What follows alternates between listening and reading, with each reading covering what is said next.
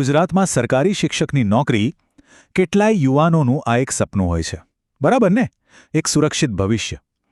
પણ ઘણીવાર આ સપનાની પાછળ હોય છે લાંબી રાહ અને ઘણી બધી અનિશ્ચિતતા. તો આજે આપણે આ ભરતી પ્રક્રિયાની અંદર રહેલા આંકડા અને એની વાસ્તવિકતાને જરા ઊંડાણપૂર્વક સમજીએ. તો ચાલો આખી વાતના મૂળમાં જઈએ. અહીંયા છે ને બે આંકડાઓની એક કહાની છે. એક તરફ છે હજારોની સંખ્યામાં લાયક ઉમેદવારો અને બીજી તરફ છે હજારો ખાલી જગ્યાઓ. આ જે તફાવત છે ને એ જ આખી સમસ્યાનું કેન્દ્ર છે.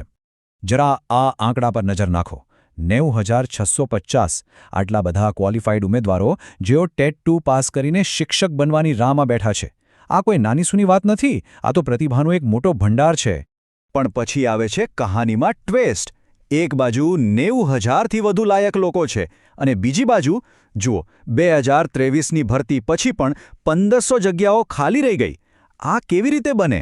આટલા ઉમેદવારો હોવા છતાં જગ્યાઓ કેમ ખાલી? આ જ તો મોટો સવાલ છે, ખરું ને? કે આ બધું ચાલી શું રહ્યું છે? લાયક ઉમેદવારો અને ખાલી જગ્યાઓ વચ્ચે આટલો મોટો ગેપ કેમ છે અને આને ઉકેલવા માટે શું થઈ રહ્યું છે? ચાલો જાણીએ. આ પરિસ્થિતિને બરાબર સમજવા માટે આપણે થોડું પાછળ જવું પડશે.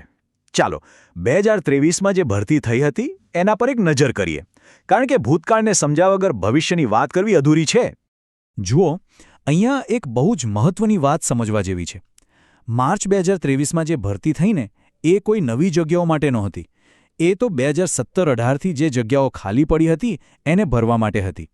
મતલબ કે ઉમેદવારો કેટલાય વર્ષોથી રાહ જોઈ રહ્યા હતા. હવે આ આંકડા જુઓ એટલે આખી વાત સ્પષ્ટ થઈ જશે. ધોરણ 6થી 8માં તો લગભગ બધી જ સીટો ભરાઈ ગઈ, ખાલી 100 જેવી બાકી રહી. પણ અસલી વાર્તા છે ધોરણ 1થી 5ની. અહીંયા 4,000 જગ્યાઓ જાહેર થઈ, જેમાંથી પૂરી 1,400 જગ્યાઓ ખાલી રહી ગઈ. તો આખી કવાયત પછી હાથમાં શું આવ્યું? કુલ મળીને 1,500 ટીચિંગ પોસ્ટ ખાલી. જે ઉમેદવારો વર્ષોથી આંખો પાથરીને બેઠા હતા એમના માટે તો આ બહુ મોટો ઝટકો હતો. ઓકે, તો આ બધી પરિસ્થિતિને જોતા સરકારે હવે આગળ માટે એક નવો પ્લાન બનાવ્યો છે. એક નવી યોજના જે કદાચ ઉમેદવારો માટે એક આશાનું કિરણ બની શકે છે. તો આ અનિશ્ચિતતાનો જવાબ શું? સરકારે જાહેર કર્યું છે આગામી 10 વર્ષ માટેનું ભરતી કેલેન્ડર. આનો મુખ્ય હેતુ એ છે કે ભરતી પ્રક્રિયામાં એક નિયમિતતા અને પારદર્શિતા આવે, જેથી ઉમેદવારોને ખબર હોય કે આગળ શું થવાનું છે. અને આ કેલેન્ડરનો રોડમેપ પણ એકદમ ક્લિયર છે. આવનારા 3 વર્ષમાં સ્ટેપ બાય સ્ટેપ ભરતી થશે.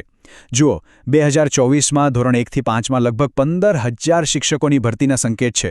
પછી 2025માં 7,500 અને 2026માં 6,000 જગ્યાઓ ભરવાનો ટાર્ગેટ છે.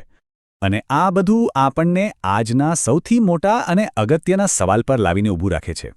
શું આ નવી યોજના ખરેખર એક નવી આશા છે કે પછી જે ભૂતકાળમાં થયું એનું જ પુનરાવર્તન થશે? અને હા, આ ખાલી હવામાં વાતો નથી. સરકારી જાહેરાતો, ન્યૂઝપેપર રિપોર્ટ્સ બધું જ બતાવે છે કે આ પ્લાન હવે કાગળ પર આવી જ ગયો છે. હજારો નોકરીઓનું આ વચન હવે ઓફિશિયલ છે. તો જે લોકો શિક્ષક બનવા માંગે છે એમની સામે અત્યારે આ વાસ્તવિકતા છે. એક તરફ ભવિષ્ય માટેની એકદમ આશાસ્પદ યોજના અને બીજી તરફ ભૂતકાળનો એક નિરાશાજનક અનુભવ. આ બંને વચ્ચે એક મોટો તણાવ છે. તો છેલ્લે સવાલ એ જ છે, શું આ નવું કેલેન્ડર ગુજરાતના એ 90,000થી પણ વધુ લાયક ઉમેદવારોની લાંબી ચિંતાજનક રાહનો અંત લાવશે? આનો જવાબ ખાલી એક સરકારી પ્રક્રિયા નથી, પણ એ હજારો પરિવારોના ભવિષ્ય અને ગુજરાતના શિક્ષણનું ભવિષ્ય નક્કી કરશે.